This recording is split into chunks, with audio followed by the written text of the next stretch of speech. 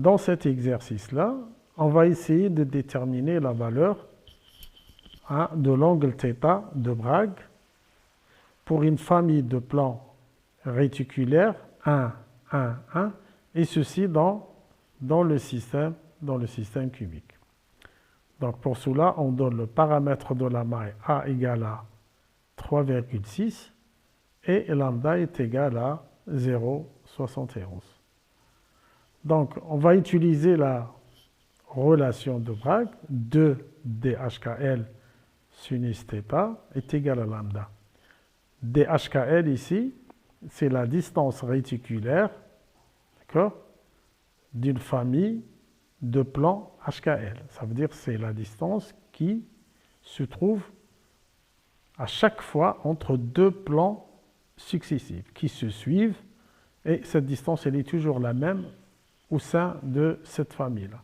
Θ, c'est l'angle de diffraction et aussi l'angle d'incidence.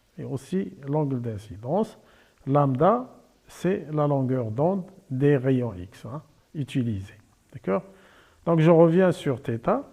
Donc si vous avez une famille de plans réticulaires HKL, si vous envoyez un faisceau monochromatique de rayons X de longueur d'onde lambda sous un angle d'incidence θ, s'il y a diffraction, cette famille-là va diffracter sous un angle θ, c'est-à-dire le même angle.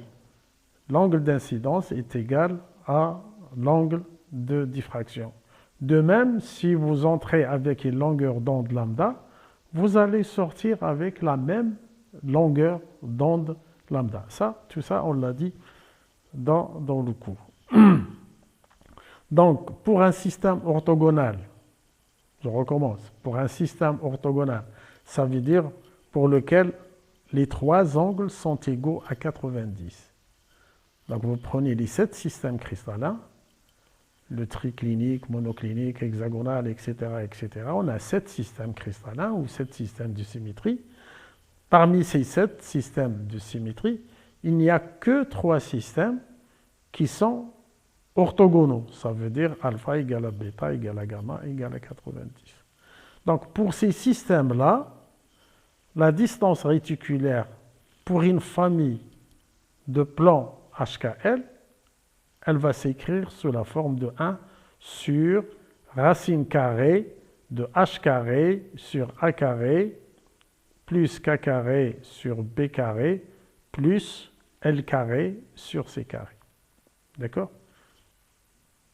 N'oubliez pas que pour le cube, le système cubique A égale à B égale à C, pour le système orthorhombique A différent de B différent de C, et pour le système quadratique, d'accord, A égale à B différent de C.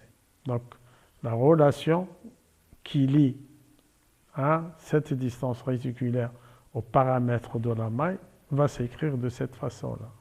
Attention, si on n'est pas dans un système orthogonal, cette relation-là devient un petit peu compliquée. Mais on n'a pas ça au programme. D'accord? Donc pour le système cubique, A égale à B égale à C, d'accord? La distance réticulaire pour une famille de plans HKL va s'écrire A sur racine carrée de h carré plus k carré plus l carré. Regardez ici, on a A égale à B égale à C. Donc vous aurez ici racine carrée de h carré plus k carré plus l carré sur A au carré. Et vous montez avec le A, le dénominateur, vous aurez h carré plus k carré plus l carré. D'accord?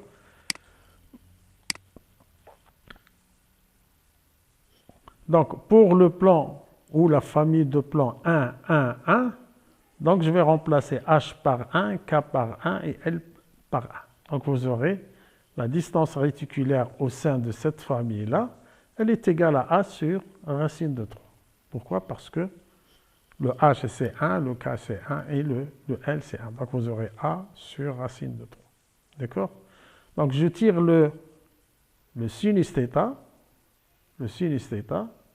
donc est égal à lambda sur 2 d1, 1, 1. Ça veut dire est égal à lambda racine de 3 sur 2a. Lambda racine de 3 sur 2a. Le lambda, c'est 0,71 multiplié par racine de 3 sur 2a, 2 fois 3,60. N'oubliez pas que le a, c'est cette valeur-là, c'est 3,60.